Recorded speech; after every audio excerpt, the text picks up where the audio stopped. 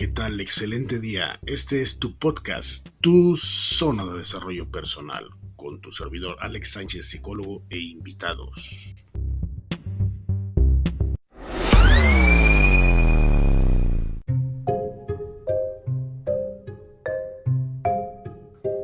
Un programa donde trataremos temas de psicología, con la intervención de especialistas en el área, desde una perspectiva total y absolutamente profesional.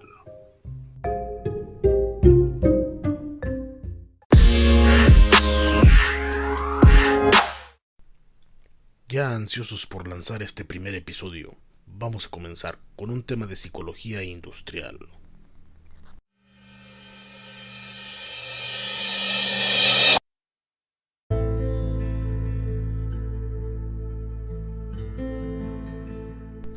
Cuando trabajar duele. Fenómenos psicopatológicos en el área laboral. En la actualidad, existen distintos fenómenos psicopatológicos negativos dentro de las empresas y que alteran el clima organizacional de forma relevante. Hoy conoceremos algunos de ellos, sus características y de qué forma impactan. Por ejemplo, el estrés laboral, el síndrome de burnout, mobbing laboral, karoshi y el síndrome de desgaste por empatía.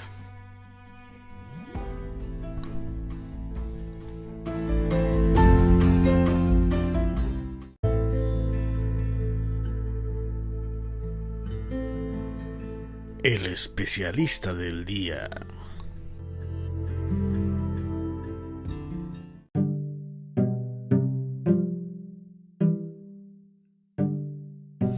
Este día nos acompaña el maestro en ciencias José Eduardo Cerda Ávila, quien es licenciado en psicología por la Universidad Don Bosco, incorporada a la UNAM. También estudió la maestría en desarrollo organizacional en la Universidad del Valle de Atemajac, UNIVA. Posteriormente, estudió la maestría en administración, también en la UNIVA, obteniendo excelencia académica en ambas.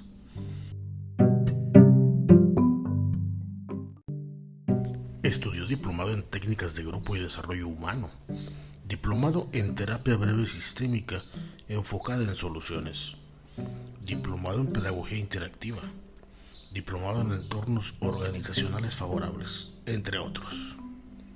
Actualmente, labora como catedrático en la Universidad Don Bosco, en la UNIVA y como terapeuta y director general del Centro de Atención Psicológica Integral de Uruapan, además de haber impartido varios congresos a nivel nacional. Y es miembro activo del Colegio de Profesionales de la Psicología del Estado de Michoacán. Bienvenido, Lalo.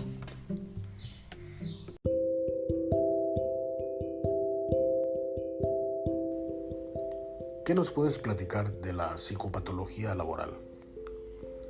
Claro que sí, mira, la psicopatología industrial o empresarial, o igualmente laboral, se encarga de estudiar las emociones, conductas y circunstancias por las que viven diferentes trabajadores y colaboradores dentro de empresas, que tienen que ver con cómo está estructurada la empresa y cuál es el impacto a nivel psicológico y físico sobre los colaboradores. Eso es lo que estudia un poco de la psicopatología industrial o empresarial. Actualmente yo me dedico o soy colaborador dentro de algunas empresas, capacito empresas o igualmente desarrollo programas de consultoría, en donde me he percatado de que existen diferentes circunstancias o situaciones que a veces ponen en riesgo la salud psicológica de los colaboradores.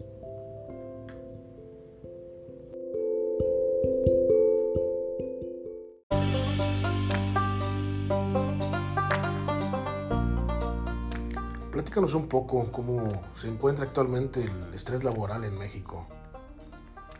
Mira, actualmente el panorama de México acerca del estrés pues es bastante lamentable. Poseemos de los primeros lugares a nivel internacional sobre estrés laboral. A partir de estos datos y cifras se ha creado una nueva normatividad, la norma 035, que actualmente está aplicándose ya en algunas empresas, que tiene que ver con tratar de hacer esfuerzos de disminuir pues los riesgos psicosociales dentro de la empresa, factores de riesgo psicosocial, así como el estrés laboral por derivado de diferentes cargas y cuestiones, por ejemplo, también como el acoso y las relaciones dentro de la organización. El estrés laboral afecta muchísimo. En México, el mexicano es uno de las personas que trabaja más, o sea, su horario laboral es de los más extenuantes a nivel internacional y es de los menos remunerados también. Entonces, esto aunado a condiciones a veces laborales donde no se tienen herramientas o el personal suficiente o las cargas laborales respecto a los perfiles de puesto que son a veces muy extensos, generan demasiado estrés y a la larga vienen generando consecuencias ya a nivel fisiológico, gastritis, colitis, cefaleas, etc. Entonces, y bueno, esto también dado como resultado diferentes tipos de psicopatologías. Excelente.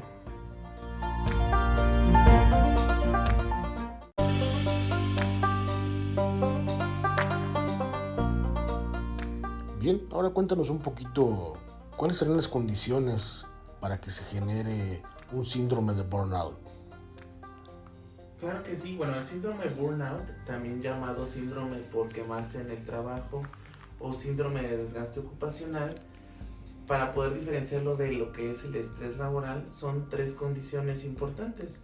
Número 1, baja realización personal en el trabajo, que es esta tendencia a autoevaluarse de manera negativa, o sea, el colaborador o empleado de las empresas cree que su aporte hacia la organización no tiene ningún tipo de apoyo o no genera ninguna diferencia realmente en el trabajo de la empresa, pero tiene que ver mucho con estas ideas negativas o esta rumiación exagerada acerca de que lo que se viene haciendo está mal hecho. Como número 2, también tenemos un alto agotamiento emocional. Las personas llegan a la empresa, a mí me ha tocado ver casos inclusive de gente que ya llega llorando a la empresa, o sea, ya no resiste, o esta cuestión, este desequilibrio emocional es tan fuerte que ellos ya no pueden con ello. Y como tercer síndrome o aparición también está la alta despersonalización, o sea, la persona cae en actitudes cínicas o comienza a generar ya actitudes violentas inclusive hacia el personal, compañeros o directivos, ¿no? Estas personas que ya de repente llegan y rayan el coche del jefe, o peor aún, le rompen algo, o ya se va directamente a los golpes, o empiezan a dañar el material de la misma empresa.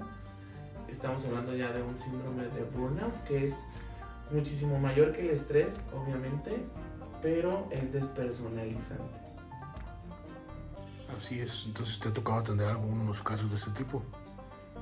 Así es, sobre todo ya las consecuencias emocionales, en el sentido de que ellos ya vienen aquí pues emocionalmente agotados, se sienten sin herramientas para poder resolver, o a veces la misma empresa no les da el apoyo para poder generar un cambio, o igualmente no se generan las reestructuraciones importantes dentro de la empresa.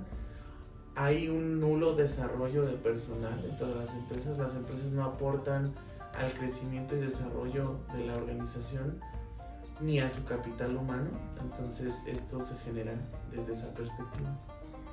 Muy bien, y ya que hablamos de los casos que has atendido, ¿te ha tocado por ahí también alguno de mobbing o acoso laboral? Sí, fíjate que esto es muy interesante. Bueno, antes se le denominaba, o bueno, lo que pensábamos que era un acoso, lo referenciábamos mucho hacia el acoso sexual. Sin embargo, ahora esta cuestión del mobbing o acoso laboral se está dando ya demasiado en las empresas. Yo creo que es un fenómeno que viene desde hace muchos años, sin embargo apenas se está como documentando o ya se le está dando la seriedad suficiente, porque antes se tomaba como, ay no, pues ser parte de la empresa significa, o ponerte en la camiseta de la empresa significa pasar por esto, ¿no? O aguantar este tipo de circunstancias. Sin embargo, pues bueno, atenta contra nuestros derechos humanos. La idea del mobbing, bueno, son actos en los cuales un grupo de personas acosan a una que, por ejemplo, pues puede ser una persona que acaba de entrar al trabajo, o una persona que puede tener ciertos rasgos envidiables, ¿no? Puede ser intelectual o físicamente. Hay ciertas condiciones que reúnen las personas que son víctimas también del mobbing, ¿no? ¿Y qué es lo que se les hace a las personas que se realiza el mobbing? Bueno, se les pueden esconder documentos importantes, se les pueden inclusive pues dañar su zona de trabajo o inventar chismes acerca de esta persona que pues no son reales, inclusive ocultar información que es importante para el desarrollo de la actividad que están haciendo, y la persona entonces comienza a caer en un deterioro personal muy fuerte, y psicológicamente le impacta bastante el hecho de que no tenga el apoyo, y al contrario, que lo vean como un enemigo dentro de la organización. Y esto pues llega a terapia, pues ya las personas llegan con síntomas de ansiedad, de depresión.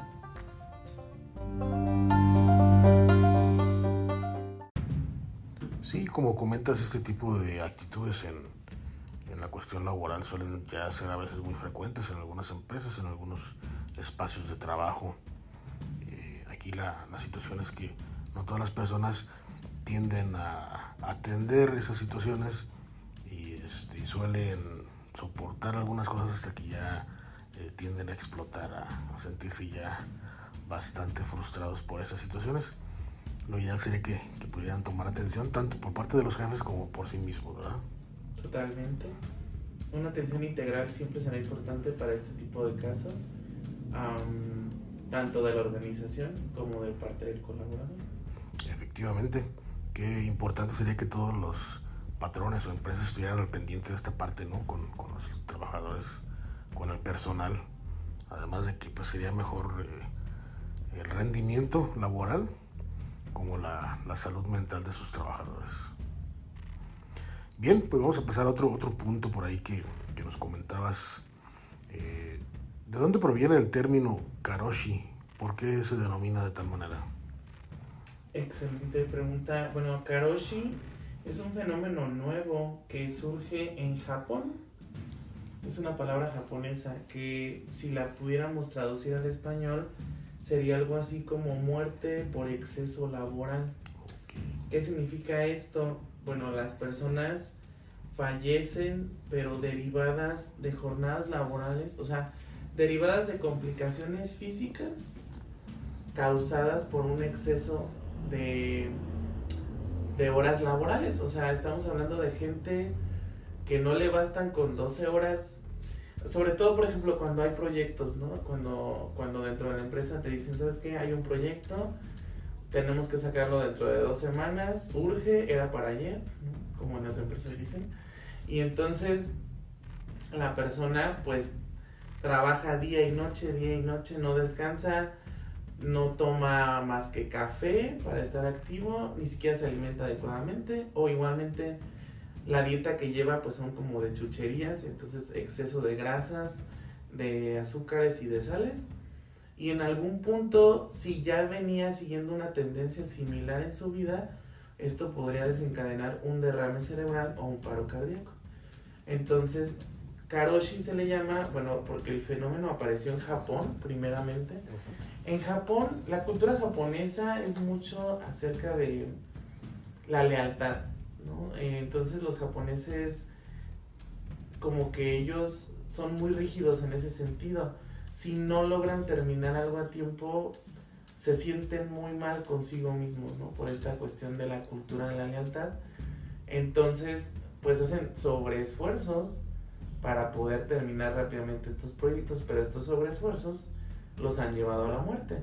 De hecho, es muy común ver que en Japón tú vas viajando en el metro y ¡pum!, alguien se desploma, paro cardíaco, y dices, bueno, ¿qué está pasando? Pues puede ser derivado de exceso de horas laborales. Lo que están haciendo actualmente los japoneses es ya invertir como en otro tipo de estrategias organizacionales que disminuyen el estrés. Por ejemplo, están poniendo drones en las noches para que se aseguren de que no haya gente ya trabajando a altas horas de la noche. Igualmente, una de las estrategias japonesas fue poner gatos en las oficinas. Los gatos, en Japón el gato es un animal como sagrado, entonces a ellos les genera como mucha ternura y emociones positivas, y ahí ves a los gatos dentro de las oficinas, y yo diría, bueno, eso es solo en Japón, pero no es cierto, también aquí en México. Tuve la oportunidad de visitar las oficinas de TV Azteca en la Ciudad de México, y en los pasillos tienen gatitos, entonces es como, vale, qué interesante. Aparte de una serie de implementaciones, por ejemplo, también algo que están haciendo los japoneses es, dentro de la misma empresa, acondicionar más bien un espacio y poner con unas bocinas que tengan un sonido como de olas de mar, pero en ese mismo espacio hay tierra de la playa, ¿no? O sea, ponen también, y con unos ventiladores con brisa te generan la sensación de que tú estás en la playa, tú te puedes quitar tus zapatos, estar ahí en la arenita, obviamente está dentro de un edificio, ¿no? Sí, sí. Y con un proyector digital están simulando las olas para que tú sientas que estás dentro del mar. Son espacios de recreación que disminuyen el estrés de los colaboradores. Sí, para sentir ese espacio relajante Así es, los espacios de relajación son una tendencia nueva que tiene que ver con esta parte de disminuir el estrés de los colaboradores. Sí, sería muy, muy interesante que pudiéramos poner en práctica más situaciones de este tipo aquí en México, ya que pues es muy frecuente cada vez esta situación. Uh-huh. Fíjate que en México sí, ya se están creando, ¿eh? Tenemos el ejemplo, las oficinas de Google en México. Es un espacio de recreación increíble, tienen cine, tienen gimnasio, tienen una sala de siesta, o sea, en tu horario laboral tú podrías ir a dormirte unos 15 minutos y regresar. Excelente. Tienen su propia granja hidropónica donde cosechan sus propias lechugas. Tienen diferentes cocinas, obviamente con alimentos saludables. Tienen una pared de rapel, tienen una sala de masajes, etc., ¿no? Entonces, un cuarto de meditación igualmente. Entonces, estas oficinas, por ejemplo, ya están adecuadas para esta nueva tendencia de disminuir el estrés de los colaboradores. Sí, muy interesante y muy efectivo, ¿no? Sobre todo porque históricamente creo que se ha venido trabajando por esfuerzo ilimitado. Generacionalmente nos transmitieron de pronto esa idea de trabajar, de ganarnos el pan de cada día con mucho esfuerzo, ¿no? Y muchas veces llegamos a estresarnos demasiado y no lo vemos más que como un plus para seguir ganándonos la vida, pero en realidad pues sí ha sido mucho el desgaste que se ha generado ya. Hay un dato curioso. Hace muchos años yo leí un diccionario.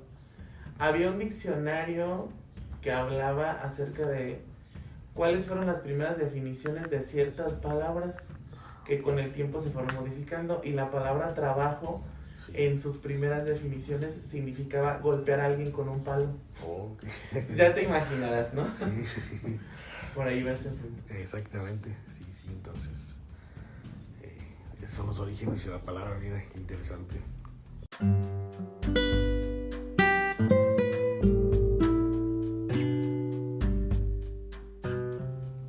Bueno, ya que estamos platicando un poquito sobre los casos que has atendido, ¿qué parte de la población afecta más el síndrome de desgaste por empatía? Fíjate que esto es muy interesante. Actualmente, derivado de la pandemia, en cuestiones de COVID, el síndrome de desgaste por empatía o síndrome de fatiga por compasión, también llamado de esa manera, está afectando mucho al personal de salud, porque este síndrome de fatiga por compasión tiene que ver con un enganche, más bien un sobreenganche, por así decirlo, emocional hacia los pacientes. Sí. Nos puede ocurrir a nosotros los psicólogos, ahorita le está ocurriendo mucho al personal de salud en cuestión de médicos y enfermeras. Particularmente yo estoy atendiendo actualmente pacientes vía Zoom, personal médico de Guadalajara, de la Ciudad de México, de Morelia, etc. Y he detectado en ellos este tipo de síndrome, porque obviamente un personal médico está sujeto o adaptado para recibir, por así decirlo, la muerte o fallecimiento de uno de sus pacientes.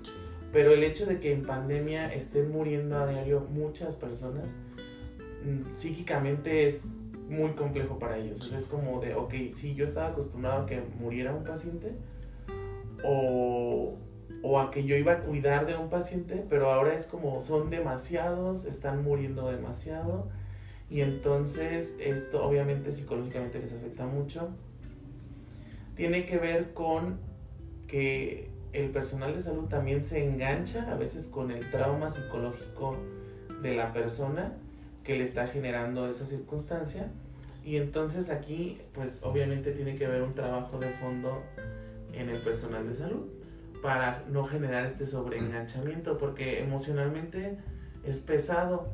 Hay mucho sufrimiento, dolor, la persona se engancha y empieza a vivir el duelo del fallecimiento, pero todavía no está, está procesando el duelo de una muerte cuando ya murió alguien más, cuando ya murió alguien más, etcétera. Y entonces para ellos es demasiado angustiante, pues es un evento que los perturba sobremanera, y entonces empieza a haber reacciones de ansiedad, ¿no? En casa ya no duermen, no duermen bien, hay insomnio, o les da mucha hambre, o les dan ganas de llorar de la nada, entonces están presentando ya reacciones de ansiedad. Lo ideal en esta cuestión del síndrome de desgaste por empatía es la psicoeducación, obviamente asistir a terapia, trabajar esta parte que se enganchó con el paciente, reconocer desde lo personal pues que uno es humano y que también a veces no tiene las herramientas suficientes para trabajar este tipo de casos. Así es. Y poder pues continuar con un estilo de vida más sano en cuestión de pues tener, sí, ciertamente dedicarle tiempo al trabajo, pero también a las cuestiones personales, porque también el síndrome de desgaste por empatía habla de un trabajador de la salud sobreexigido, que no le dio tiempo de procesar cosas y que también no se dio tiempo a sí mismo para vivir su vida personal de una manera adecuada. Así es, sí.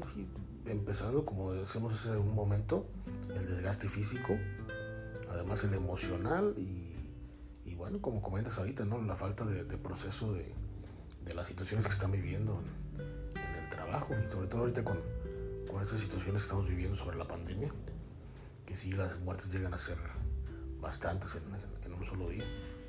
Totalmente, sí, no nos permite, aparte con las cuestiones de la pandemia se nos ha llenado de miedo, se nos ha llenado de inseguridades, el futuro a veces no pinta de una manera pues tan positiva.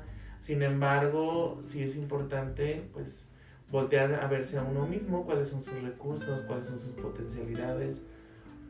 Igualmente pedir ayuda, ¿no? A veces como personal de salud pues creemos que lo podemos resolver todo. Sin embargo, pues sí, uno tiene que ser humilde en ese sentido de reconocer cuando le hace falta o necesita pedir ayuda. Así es, efectivamente, sí es importante reconocer esa parte y permitirnos también el apoyo, ¿no? Totalmente.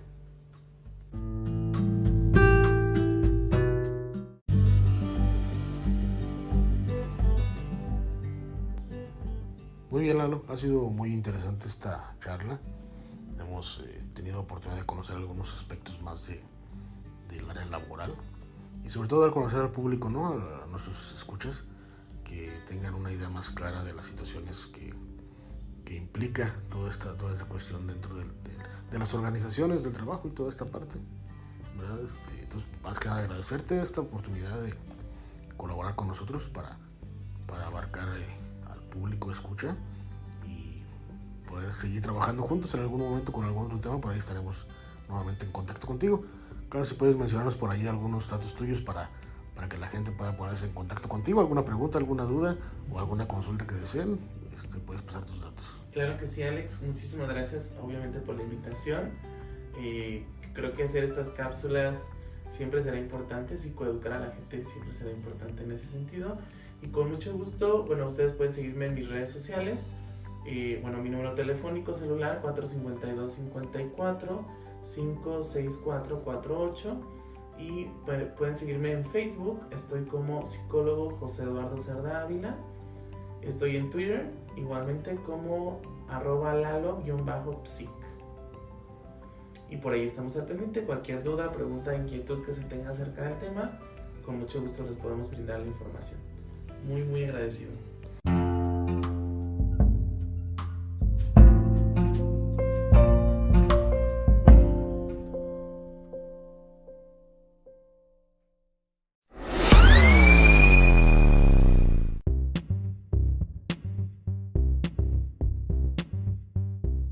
Esto fue tu zona de desarrollo personal. Esperamos hayas disfrutado de este episodio, hayas aprendido algo nuevo. En una semana tendremos el siguiente capítulo al aire, con un tema también muy interesante.